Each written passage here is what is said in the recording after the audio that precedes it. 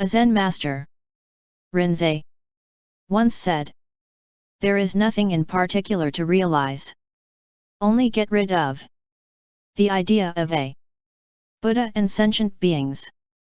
The essential thing for enlightenment is to empty the mind of the notion of self." To write in such detail is unwise, but as you have written me so often I feel obliged to reply in this way. To a nun. I have read your letter carefully. It is gratifying to see how eagerly you are practicing Zen, putting it before everything else. You say you once thought you ought to have gone west to the capital but that you now see it was a mistaken idea.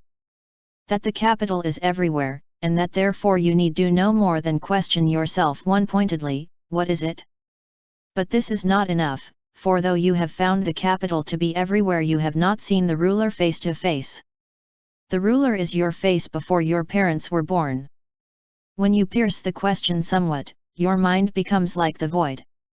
Ideas of Buddhas, sentient beings, past or present, are no more. A tranquility not unlike the serenity of moonlight flooding the countryside suffuses the heart, but this can't be put into words. Such serenity is the outcome of some Zen practice, yet the mind is still sick, for the self is still topsy-turvy, and this inversion is the root source of delusion. What is meant by cutting away the root is breaking through this serene state of mind.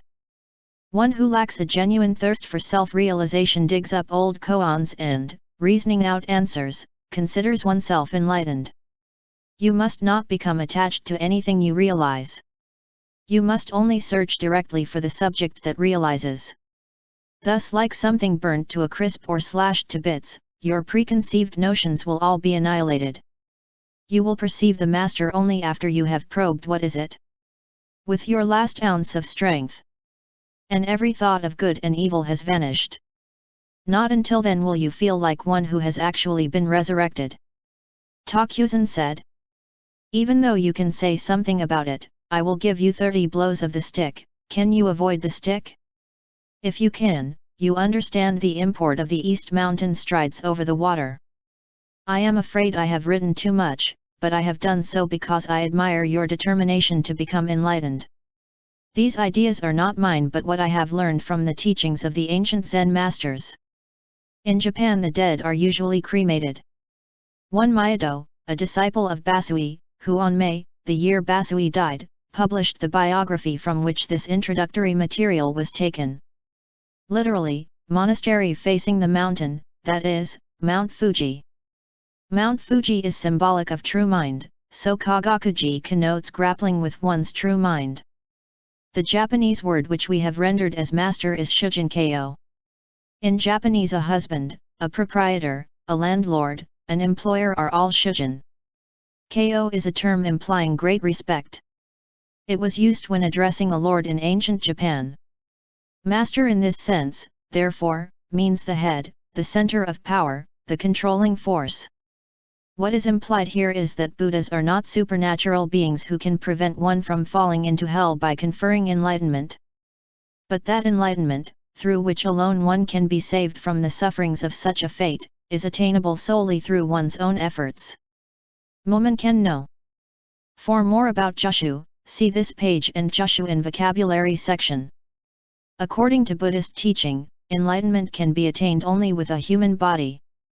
What is meant here and in the preceding passage is that if one loses one's human form, and with it the opportunity for enlightenment in higher states of consciousness, one will have to undergo long suffering in subhuman states of existence. Jizo has always occupied a special niche in the hearts of Japanese Buddhists, and perhaps that is why Bassui, rather gratuitously it would seem, singles out this bodhisattva. Namely, that the sutras say that they themselves are not truth but are like an arrow pointing to the truth. What is implied in this and the following sentence is that the plane of existence or state of consciousness called hell is excruciatingly painful. And that it is the dread of falling into such a miserable life which gives rise to a deep yearning for self-realization. For it is enlightenment that takes the terror out of hell. Kannon is a simplification of kanzen, which means hearer of the cries of the world. Sometimes Bassui uses the term kanzen and sometimes kannon. To avoid confusion we have adhered throughout to kannon. That is, asking. What is the true substance of my mind? Namely, solids, liquids, heat, gas. The West River is a large river in China. Another version of this koan states. Ho replied to Basso. I have already drunk up the waters of the West River in one gulp. Then I have already told you. Retorted Basso. That is, conceptions, about Satori, Mu, Ku, etc. Our sense impressions are called seducers because until we have learned to control our minds and realized the truth, we are prey to their never-ceasing seductions, to their efforts to tempt us away from our true nature through alluring sights, sounds, and other distractions. Greed, anger, and folly are the inevitable outcome of attachment to the objects of the senses. See also Six Realms of Existence and Ego in Vocabulary section. Compare with this statement attributed to God in the Old Testament. For there shall no man see me, and live. That is, the highest perfected state. The vow of a Bodhisattva. See Bodhisattva in Vocabulary section. Like many others of his time, Bassui believed he was in the beginning of the period of the destruction of the true law as prophesied by the Buddha himself. The Mahasannipada Kandragarbha Sutra quotes the Buddha as saying that in the first 500 years after his parinirvana his disciples would attain emancipation according to the right law. In the second 500 they would only be sure of attaining samadhi. In the third 500, of reading and reciting the sutras.